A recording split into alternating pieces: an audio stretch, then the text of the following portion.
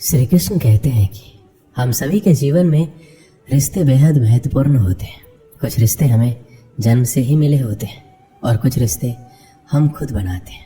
वहीं जरूरी नहीं है कि हम हर रिश्ते को खुश रख सकें या फिर दुख की घड़ी में सभी रिश्ते हमारे साथ हों। कभी कभी करीबी रिश्तों में भी आपसी मतभेद की वजह से कड़वाहट पैदा हो जाती है। कई बार रिश्तों के टूटने तक की नौबत आ जाती है। रिश्ते बड़े नाजुक होते हैं, इसलिए हमें अपने रिश्तों को मजबूत बनाने के लिए प्रयास करना चाहिए और इनकी अहमियत को समझना चाहिए।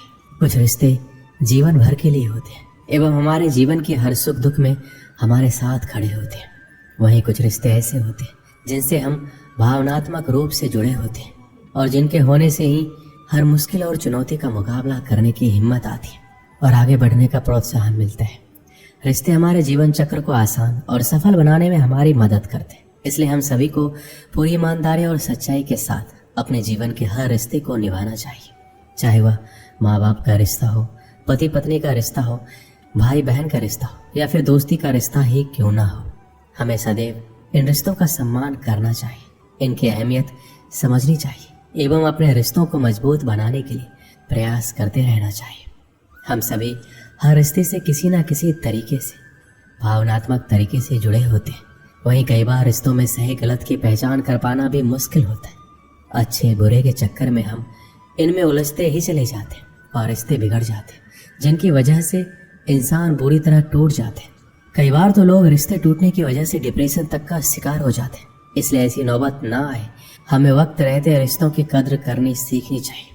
जरूरी नहीं कि प्यार होने के लिए खून का रिश्ता होना जरूरी है। मैंने कई अपनों को लड़ते देखा है, कई गैरों को एक साथ प्यार से रहते देखा है। रिश्ते वही बेहतर बने रहते हैं जहाँ खुद को दूसरों से बेहतर दिखाने की होड़ नहीं लगी रहती है। रिश्ते चलते हैं इसी शर्त पर है कि एक दूसरे पर कोई कानून या बंदिशें ना लगाई जाए।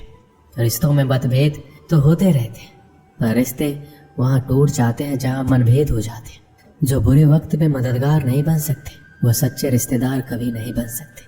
रिश्तों के बीच दूरी इसलिए बढ़ जाती है क्योंकि उनके पास नज़दीक आने का वक्त ही नहीं होता। जरूरी नहीं कि रिश्ते निभाने के लिए अक्सर मिले, पर इतनी नज़दीकियाँ जरूर बनाए रखना कि वापस मिलने का अवसर मिले। रिश्तों का हाल मौसम जैसा हो गया है, अपनी ज़रूरतों के हिसाब से बदलते रहते। रिश्तों में तकरार होती ही रहती है, पर उसकी वजह से रिश्तों में दरार नहीं आनी चाहिए। जब बुरा वक्त आता है तब पता चलता है कि कितने रिश्तेदार हैं और कितने सिर्फ जानने वाले। तस्वीर तो झूठ है जिसमें सब साथ खड़े अपने लगते हैं, पर अपने कितने हैं ये हकीकत बताती है। रिश्तों के तार जोड़े रखना चाहते हो तो फोन पर कम और सामने आकर ज्यादा बात किया करो। रिश्तों की अहमियत को कभी पैसों के तराजू से मत तौलना। इस गलती की कई लोग बहुत भारी रकम चुका चुके हैं। फर्क होता है सच्चे रिश्तेदारों और जानने वालों के मिलने में। अपने प्यार से मिलते हैं और जानने वाले मतलब से मिलते हैं।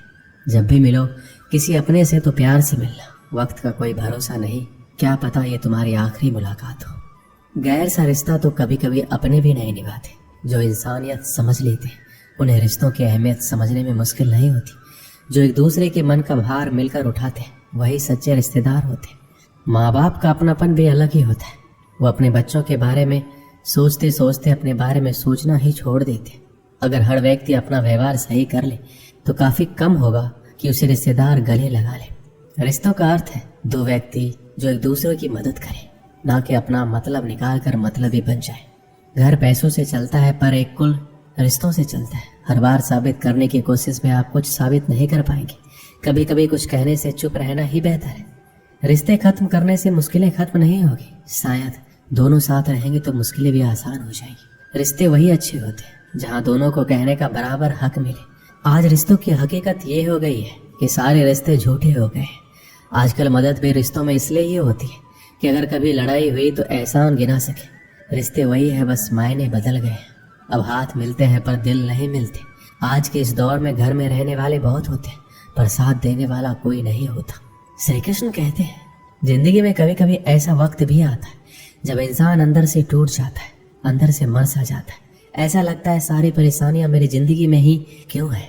ऐसा लगता है मुसीबतों ने चारों तरफ से घेर लिया हो, जैसे किसी चक्रव्यूह में फंस गए हो। हर चीज में फेल हो जाते हैं, रिलेशनशिप में, कैरियर में, हर चीज में हार जाते हैं। ऐसा लगता है जैसे हर बात उल्टी हो रही है, हर चीज गलत हो रही है। और मेरे साथ ही ऐसा क्यों हो रहा है। ऐसे दुखों में उलझ के रह जाते हैं जैसे कोई रास्ता ही नहीं दिखाई देता। कई लोग तो इतने टूट जाते हैं अंदर से कि उन्हें लगता है कि ऐसी जिंदगी से तो हम मर जाएं। अगर जिंदगी में इतने ही दुख है तो क्या फायदा ऐसे जीवन का। पर एक बात आप हमेशा याद रखना, दुख चाहे कितना भी बड़ा क्यों ना हो, पर हिम्मत दुख से हमेशा बड़ी होती है। जब भी आपकी जिंदगी में कोई दुख आए, कोई परेशानी आए, तो अपनी हिम्मत को इतना बड़ा कर दो कि आपका दुख उसके आगे छोटा पड़ जाए। हर इंसान को इस दौर से गुजरना ही होता है। ये परेशानियां, ये दुख इंसान को अंदर से बहुत मजबूत बना देती है।